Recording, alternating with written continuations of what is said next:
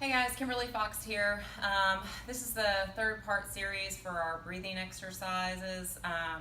So we've been focusing on stabilization through pressurization, and so today's video is going to be some more advanced moves on incorporating that same idea of pressurized breathing during movement phases to protect our spine during kettlebell sport.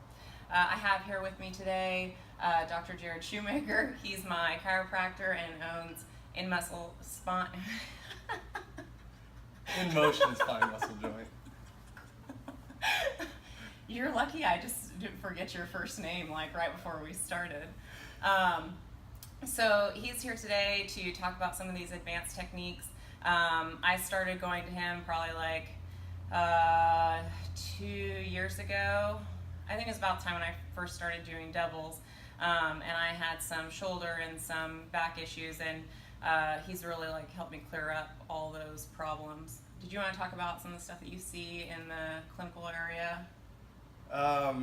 Pretty much every patient I see, they're unable to breathe correctly, they're unable to pressurize correctly, and they're unable to integrate those things into their task, whatever it may be, whether it be kettlebell sport, sitting in a desk all day, CrossFit, any of these different activities that they're doing throughout the day.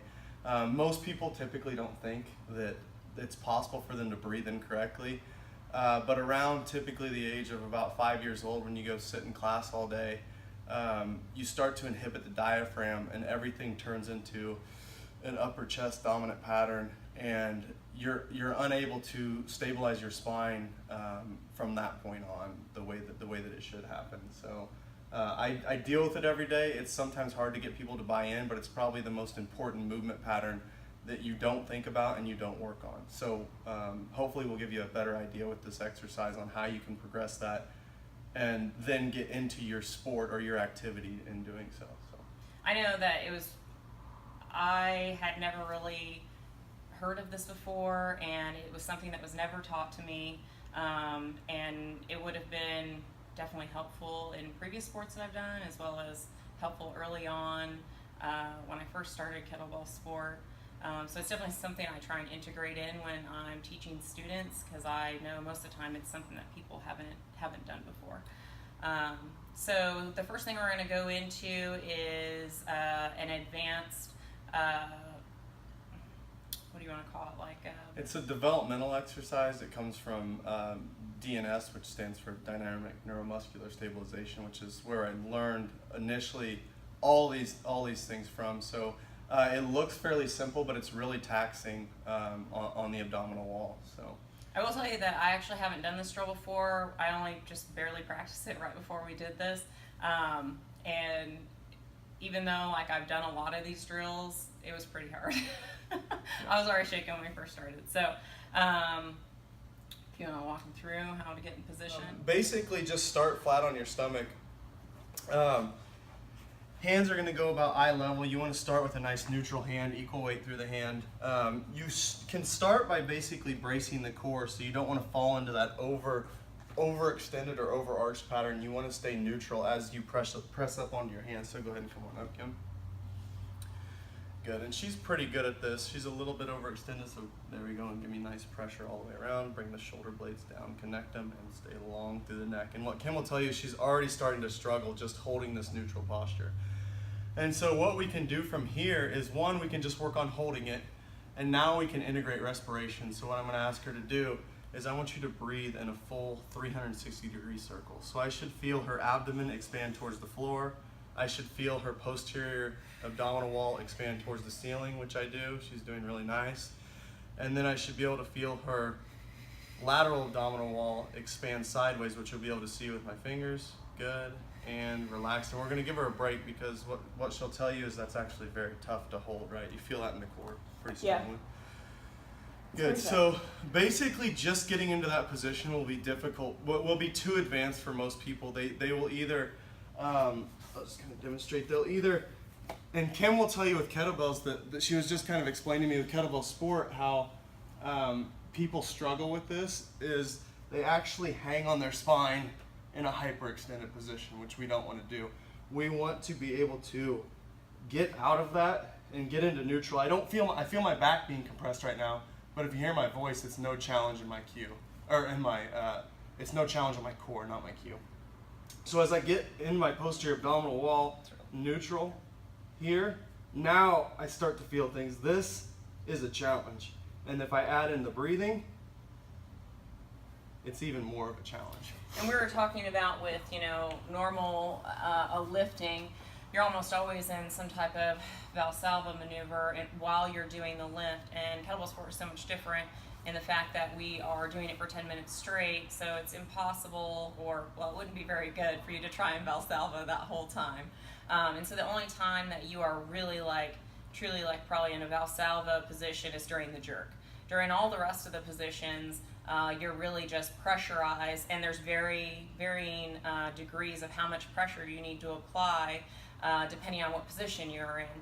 When you're in the rack position, prior to jerking, like if you're just sitting there, you need to be pressurized, but you don't need to have as much as you do as right before you jerk. And same thing is when in the under squat, I'm going to have more pressurization than I did in the rack, but not as much as I did in the jerk. So it's really important to be able to do it naturally because you have to do it pretty much through every movement, every part of the kettlebell movement, and be able to do it continuously for 10 minutes. You have to practice it so that way it naturally comes to you. Probably the first thing I see go in people is that you'll teach them this breathing technique, and they can do it really good just sitting here, but as soon as they start to get tired, they go right back to intercostal breathing. And as soon as you do that, you've lost the pressurization, which is, losing the stability, losing the additional ability to be able to exert more energy into the bells. So, did you want to add anything? No, that's good. Okay. We're going to show one more step up from this. Some people, if you've already done similar things like this before, you might be able to do this drill that we just did fairly easily. So there's one progression past this one that we're going to show also. So from here we can start adding in extremity movement. With Kim, we'll work a little bit of leg movement here. So come on up and get your neutral spine again. With this stick, I'm helping her feel the back of her head, middle of her back, butt all touching. Go ahead and give me a little bit. There we go. And pressurize a little bit. Good. Okay. And now what I'm going to ask her to do is whichever leg she wants to first. I'm going to have her slide it up to about come on up. So she's not going to go quite to 90 and back down. Other side, same thing. You can see how it starts to drive. She's not letting her spine move at all. If she'd let her spine move, this would be much easier, but she's keeping it stable throughout the whole entire movement. And this drives more reaction in the core. Good, and relax whenever you need to. If you're not shaking and you don't feel this in your core, if this doesn't feel way harder than it looks, you're probably not doing it, or you're not doing it right. Even the strongest people have an extremely hard time doing this.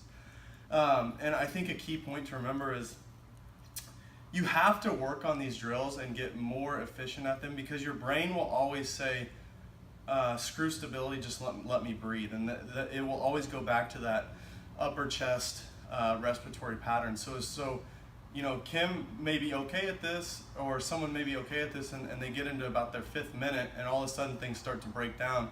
That's where the injury is going to occur. Same thing in something like CrossFit, where you're lifting sub-maximal weights over and over again. If you're not very good at this, you're going to break down. Kind of along the lines of what Kim was saying, if you're squatting 800 pounds. It's going to be an all-out pressurization with less breathing. With what she's doing, we have to match our brace to our task and be able to breathe within that. That's basically the point I'm trying to get across. Well, if anybody has any questions, please comment and ask them, and we'll try and reply back. Thank you, Jared, for coming in, even though you didn't know that you were going to be talking on camera. It's okay. All right. We'll see you guys later.